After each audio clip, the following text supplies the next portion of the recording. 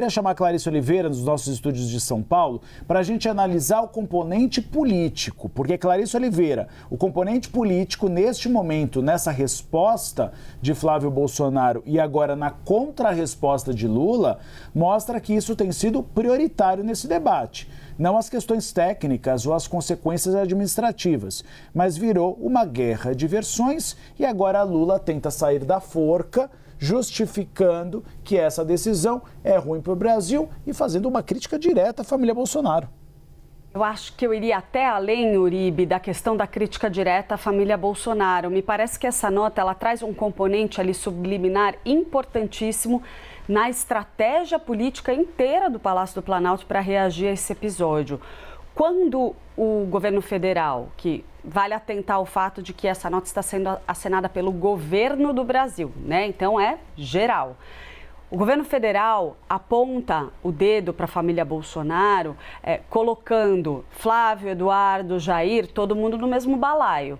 E que balaio que é esse? O balaio de personagens que estão atuando fora do Brasil contra os interesses nacionais para obterem benefícios próprios, para o seu próprio grupo político, benefícios inclusive eleitorais. E por que eu estou destacando esse elemento especificamente? Porque a gente tem, alguns dias atrás, a gente teve pouquíssimos dias atrás, 2, 3 dias, não sei, o pedido do ministro Alexandre de Moraes para que a Procuradoria-Geral da República se manifeste a respeito da inclusão de Jair Bolsonaro e Flávio Bolsonaro naquele processo que corre contra Eduardo Bolsonaro por coação, justamente pela forma como ele agiu no exterior para estimular o tarifaço e atuando, segundo o governo brasileiro, contra os interesses nacionais em benefício do grupo político que dá sustentação ao bolsonarismo. Então, me parece que no meio dessa nota, o governo federal faz questão de apontar o dedo para a atuação de Flávio Bolsonaro como mais um integrante da família Bolsonaro que vai para os Estados Unidos com o objetivo de promover essa coação. Então, me parece que o governo está tentando chamar a atenção para elementos que ajudem a subsidiar a inclusão do pré-candidato à presidência da República nesse processo que já está em andamento, já está avançando no Supremo Tribunal Federal. Isso pode transformar esse componente político em um componente também jurídico, com capacidade, sim, de afetar a pré-candidatura de Flávio Bolsonaro à presidência também. Então, com tudo isso colocado, vale a gente destacar ali com muita exaltação os elementos que a Tainá antecipou muito bem aqui para a gente sobre o que veio nessa manifestação do governo.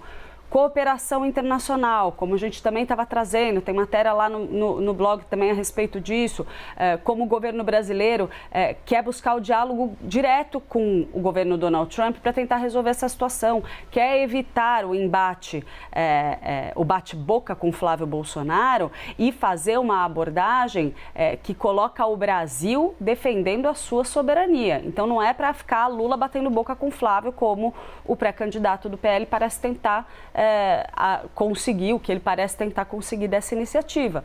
O objetivo aqui é colocar Lula como chefe do nosso executivo, como um chefe de Estado soberano que atua em defesa do Brasil, enquanto Flávio Bolsonaro, seu irmão Eduardo, seu pai Jair Bolsonaro, ele que se tornou inelegível, inclusive por conta daquela reunião com embaixadores em que criticou o sistema eleitoral para fora do Brasil com o objetivo de ter um resultado melhor nas urnas. Ou seja, já são 3 integrantes da família Bolsonaro mencionados aí que atuaram no exterior com o objetivo de mobilizar outras nações contra o Brasil em interesse próprio. Obrigada, Clarissa. A Isabel está conosco já novamente. Isabel estava ali nos bastidores também dando uma olhada nessa nota. Bel, alguma repercussão? O que mais te chamou a atenção? Bom, primeiro ponto, é uma nota que jamais sairia do Palácio do Itamaraty. Não é à toa que essa nota é assinada pela Secretaria de Comunicação Social da Presidência da República. É uma nota construída a várias mãos e que marca um posicionamento político, mais que um posicionamento, uma escolha política de enfrentamento, de expor a ação do bolsonarismo, não fingir que não tem qualquer tipo de elo entre a visita de Flávio Bolsonaro com essa determinação da equiparação das facções criminosas brasileiras a organizações terroristas. E vai escalando. Teve uma das fontes aqui que eu fui ouvir rapidamente, da diplomacia, que até mandou assim, olha, é uma porrada. É uma porrada. É isso, é algo que nós da diplomacia jamais poderíamos falar, porque as relações são de Estado para Estado, não cabe. Mas o governo politicamente está escolhendo escalar esse assunto e não à toa cita novamente o tarifaço, o mote da soberania. Aqui, para mim, a gente tem uma baita pista de algo que o governo está tentando já ensaiar, de que pode ter sido um tiro no pé de Flávio Bolsonaro.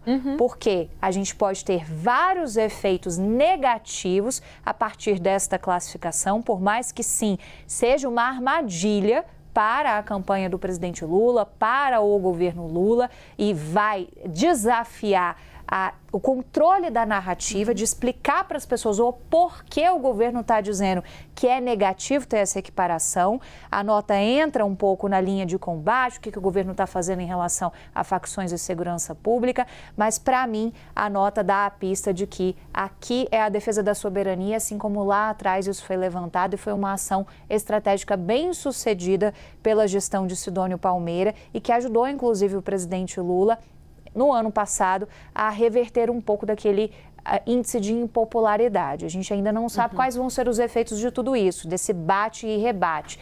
Mas quem achava que o governo poderia escolher ficar um pouco naquele tom ameno, aquele tom sempre cauteloso, que é muito típico da diplomacia, errou, porque o que o governo escolhe é fazer um tom político, é dar uma resposta política e é partir para cima do seu adversário, dando nome e principalmente sobrenome, quando ele fala da ação deplorável dos bolsonaros e falsos patriotas, para dizer que essa é uma ação ruim contra o Brasil. E aqui, Bel, o que chama a atenção nesse parágrafo que fala do Bolsonaro, da família, também ele dá a entender que a família é envolvida com crime organizado. Sim. Ele fala, ele, presidente Lula, porque a nota é do Palácio do Planalto da SECOM, então sim, é assinada pelo presidente, né? Por isso que eu estou falando ele, por falsos patriotas envolvidos com crime organizado. É o caso Isso Master. É muito importante porque ele deixa em aberta a possibilidade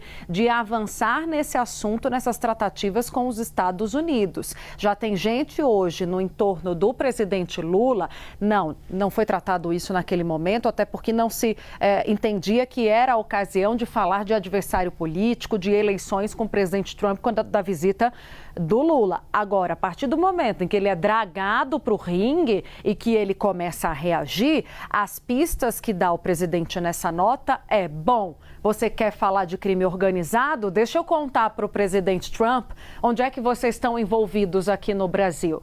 Então, essa é a deixa que faz o presidente Lula. E não só isso, o que já está sendo reavivado sobre eventuais relações da família Bolsonaro com milícias, a ideia de que existe uma relação da família Bolsonaro com milícias no Rio de Janeiro, isso já começa a ser explorado novamente.